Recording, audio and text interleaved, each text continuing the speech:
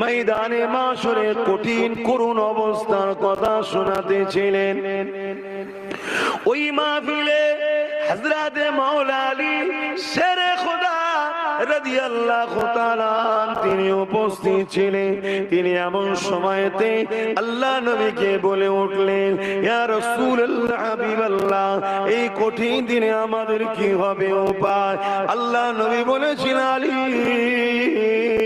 চিন্তা করো না, তুমি আমি হাসান হুসাইন আর আমার বেটি ফাতেমা ওই কঠিন দিনে আল্লাহ পাকের শাদিমে ছায়ায় জান্নাতি খানা খাবো।